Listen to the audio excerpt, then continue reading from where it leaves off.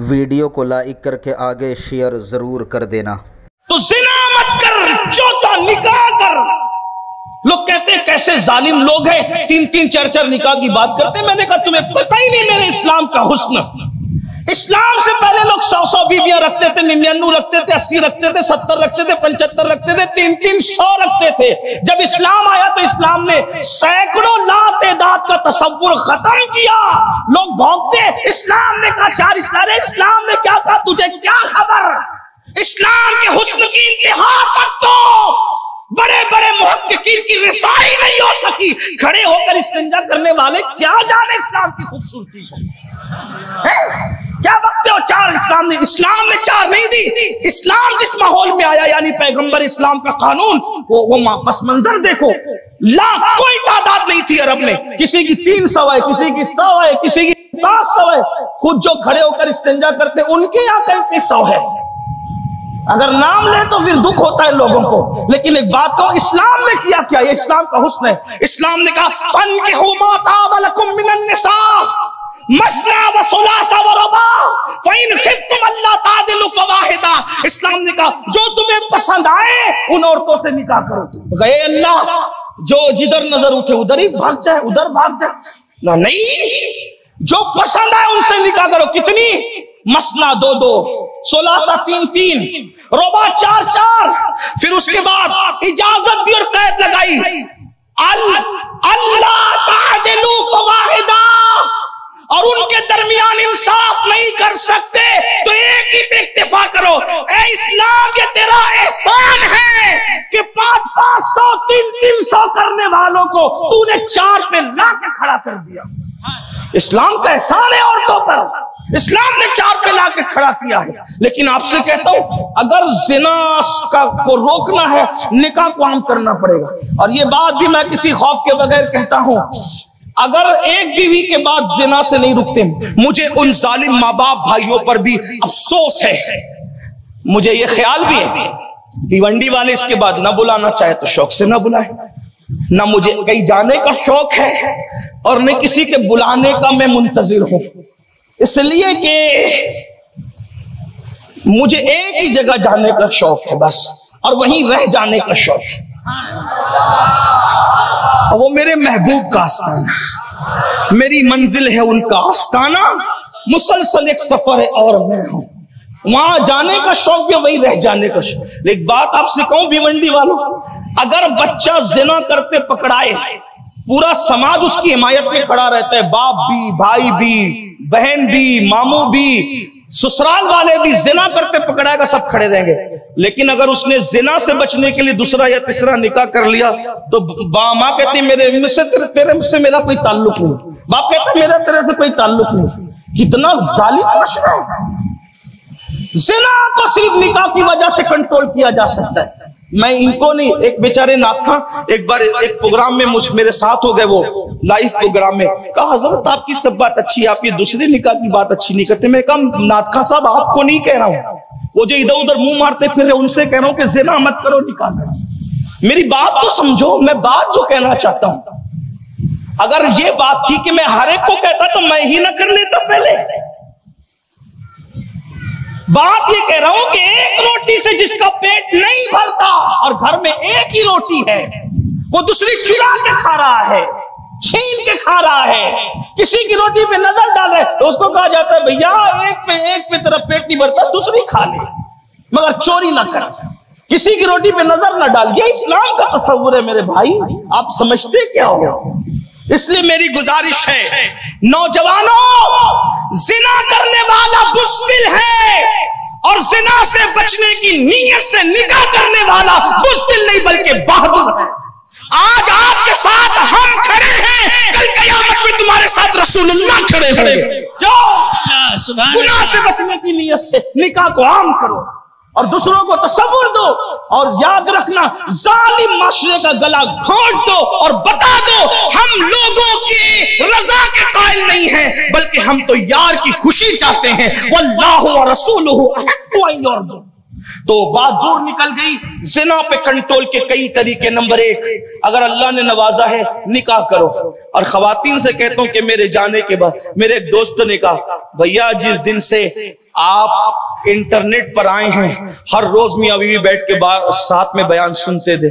दूसरे निकाह की फजीलत क्या बयान की। भाभी ने कहा इनको नहीं लगाना।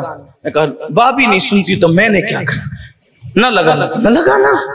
मेरा आदत तो यह है, जो पिया को भाई अख्तर वो सुहाना राग है, जिससे ना खुश है पिया वो रागनी अच्छी नहीं। भाभी उसमें शामिल ही नहीं है, उसको अच्छी लगे कि बुरी लगे, मेरे यार को अच्छी लगे, बस मैंने वही बात कही। 2-3 हफ्ते के बाद फिर उसके बाद खबर आई कि वो सुनती हो गई। मैंने कहा क्यों सुनती हो गई? तो फिर वो बड़ा हादसा आया और फिर सहेलियों का जो हादसा टकराया और उसके बाद मेरी बात समझ में आई। तब पता चला कि शौहर जानी कहलाए उससे बेहतर है कि शौहर 2-3 बीवियों का शौहर कहलाए। ये बात आजकल हमें ताना दिया जा रहा है, अगर मुसलमानों के साथ निकाह करोगे तो सौकन का सदमा सहना पड़ेगा। मैंने कहा सौकन का सदमा नहीं है, ये जरूर है कि बीवी फख्र से कहेगी मेरा शौहर जिना के अड्डे पे नहीं पड़ा हुआ है, मेरा शौहर मेरी तरह किसी दूसरी बीवी के बिस्तर पे मौजूद। हाँ, ये बात है। मैं लोगों को एक बात कहता हूं, देखो इंडिया में है कि नहीं है ये आपकी जिम्मे है, लेकिन बुरा मत मानना इंडिया वालों, गूगल पे सर्च करना। हमारे मुसलमान के अंदर, ईमान वालों के अंदर एक बीवी, एक शौहर की 4 बीवियां आपको मिलेगी, लेकिन हमारे मजहब में एक बीवी के 5 शौहर नहीं मिलेंगे। अब ये 5 शौहर एक बीवी के कहां, ये आपको गूगल पे सर्च करना पड़ेगा। किस मुल्क में ढूंढना आपको है, अफ्रीका में, यूरोप में, अमेरिका में, कहां, ये आपकी जिम्मेदारी है। मैं नहीं बता पाऊंगा इसको इस वक्त आपको।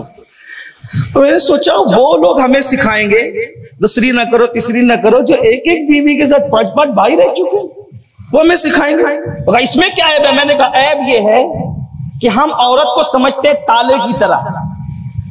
बात समझ आती है? औरत क्या है? बोले ताले की तरह। ताला नहीं है, ताले की तरह। और शौहर को समझते चाबी की तरह। जो ताला हर चाबी से खुल जाता है वो ताला मोतेबर नहीं रहता, उठाकर फेंक दिया जाता है कि नहीं? बात समझ में नहीं आई? मैं मुशीर भाई की तरह नहीं कहूंगा बोलो सुभान अल्लाह, और ये सुभान अल्लाह बोलने की बात भी नहीं, इसलिए कि मेरा उन्वान ही ऐसा चल रहा है कि आप फंस जाएंगे कि कहां कहें कहां ना कहें, तो चुपचाप ही सुनने लगी, तवज्जो करें। अगर ताला एक हर चाबी से खुल जाए तो वो ताला गैर मोतेबर होता है। बात समझ में आती है? रखा जाएगा, कितना भी खूबसूरत है, उठा के कबाड़ खाने में, भंगार में फेंक दिया जाएगा। यही तो है, ताला हर चाबी से खुले मोतेबर नहीं रहता। लेकिन अगर एक चाबी कई तालों को खोल दे तो उस चाबी की कीमत बढ़ जाती है। फिर उसको की नहीं कहा जाता बल्कि उसको मास्टर की कहा जाता है। तो हमारे यहाँ मर्द चाबी की तरह है जो कई ताले खोल लेता है, और औरत ताले की तरह है जो एक ही चाबी से खुलती है, कई चाबियों से नहीं खुला। ये हमारे यहाँ तो सब, क्योंकि हमारी औरत बहुत मुकद्दस है। तो बात चल रही थी ज़िना पर, उसको जल्दी जल्दी पढ़ूं चुके हजरत जैसी तशरीफ लाएंगे, उन्वान इतना नाजुक है मैं वही खत्म कर दूंगा, हजरत के सामने नहीं कह सकूंगा। बात सुने, अल्लाह के रसूल अलैहिस्सलाम फरमाते हैं कि जहन्नमियों को जहन्नम के अंदर मुंह के बल घसीटते हुए ले जाया जाएगा, और फिर हजरते जानियों को जहन्नम के अंदर मुंह के बल घसीटते हुए ले जाया जाएगा, और फिर हजरते मालिक उनको आग की कमीज पहनाएंगे। आग की कमीज, जहन्नम की आग की बनी हुई कमीज हजरत मालिक जानियों को पहनाएंगे जो दारोगा है जहन्नम के। और ऊंचे और मजबूत पहाड़ पर अगर उस कमीज को रख दिया जाए तो पहाड़ भी जलकर रेजा रेजा हो जाए। ऐसी कमीज जो पहाड़ को जला के खाकिस्तर कर दे, जो पहाड़ में आग लगा दे, सुरमा बना दे, वो आग की कमीज कयामत के दिन जहन्नमियों को पहनाई जाएगी। अल्लाह अकबर। और फिर हजरत मालिक फरमाएंगे, ऐ आग के फरिश्तों, इन जानियों की आंखों में आग की सलाखें फेर दो। इन जानियों की आंखों में आग की सलाखें फेर दो, क्योंकि ये अपनी आंखों से हराम दिखते थे। अब यहां थोड़ा रुक करके एक बात अर्ज करूं, इसका मतलब जानी जिना की तरफ उस वक्त तक नहीं बढ़ता जब तक वो हराम न देखे। जैसे किसी औरत को देखा, उसके हुस्न को देखा, खूबसूरती को देखा, या फिर आज के दौर में गंदी फिल्में देखें, इंटरनेट की जो तबाहकारियां हैं वो कितनी तबाही मचा रही है। ला इलाहा इल्लल्लाह। 22-25 साल की उम्र में पहुंचकर लड़कों को और लड़कियों को जो बातें नहीं पता चलती थी, आज वो 15-16 साल की उम्र में वो सब कुछ देख चुके हैं, उन्हें सब कुछ पता है, वो सब कुछ बातें कर रहे हैं और फिर उसके बाद देख रहे हैं। आपको बताऊं क्या कहें, कैसे कहें, ये दस्तूरे ज़बाबंदी है कैसा तेरी महफिल में, यहां तो बात करने को तरसती है ज़बान मेरी। हमारा पड़ोस में एक मुल्क बना कलमे के नाम पर, बड़ा नाज है उन लोगों को। और आपसे कहता हूं, जब सर्वे किया गया कि सबसे ज्यादा गंदी फिल्में किस मुल्क में देखी जाती है, तो जो मुल्क को कलमे के नाम पे बनाए उस मुल्क का नाम पहले नंबर पे आया। अमेरिका पहले नंबर पे नहीं था, बर्तानिया पहले नंबर पे नहीं था, कलमे के नाम पे बनने वाला मुल्क पहले नंबर पे था जो सबसे ज्यादा जिना की गंदी फिल्में देखता है। इंटरनेट पे जाके सर्च कर लें। आपसे पूछता हूं मुसलमान भाइयों, सोचो तो सही, ये गंदगी जो आंख से देख रहे हो, अल्लाह के रसूल फरमा रहे आंखों में जहन्नम की आग की बनी हुई सलाखें डाली जाएगी। और क्या मिलता है? ये जो इंटरनेट पर जो गंदे मनाजिर और गंदगी देखते हो, एक तो ज़िना का जज्बा पैदा होता है, नंबर 2 अपने ही हाथों से अपने ही जिस्म के साथ खेलने का जज्बा, जिसको उर्दू जबान में मुश्तजनी कहते हैं। अपने ही हाथों से अपनी जवानी को जाय करते हैं, इसलिए कि शादी नहीं हुई, गंदे मनाजिर देख रहे हैं, गंदे मनाजिर देख रहे हैं तो मुश्तजनी कर रहे हैं। और मुश्तजनी करने का हाल क्या वो आपको बताऊं। 124 पागलों का इंटरव्यू लिया गया। कितनों का? 124 पागलों का। 124 में से 24 लोग जो पागल हुए वो मुश्तजनी की वजह से। मुश्तजनी पागल करता है, कमर में दर्द, दिन भर सुस्ती का होना, चिड़चिड़ापन, आंखें बिल्कुल सूनी सूनी हो जाना, आंखों के अंदर पीलापन आ जाना, चेहरों का उबार खत्म होकर के अंदर धस जाना, मुर्दा, चलता फिरता मुर्दा बन जाता है मुश्तजनी करने वाला। अल्लामा अब्दुल अली मेहदी सिद्दीकी रहमतुल्लाह अलैह मुबल्लिग इस्लाम ने पूरी किताब लिखी है, इस पर उठा करके पढ़ो। अपनी जवानी की ताकत को गुसल खानों में जाय मत करो, बैतुल खला में जाय मत करो, इंटरनेट की गंदगी देख देख कर जाय मत करो। एक तो ये जिस्मानी फिजिकली नुकसान है, क्या आंखों का नूर गया, चेहरा बिल्कुल उदास हो गया, कमर का दर्द, जिस्म के दर्द, सुस्ती, कायली, कोई काम करने को जी ना चाहना, चिड़चिड़ापन होना, तन्हाई पसंद करना, शादी की बात आए तो खुदकुशी की धमकी देना, मर जाने की धमकी देना, 5 साल बाद शादी करेंगे, 2 साल बाद शादी करेंगे, 10 साल बाद शादी करेंगे।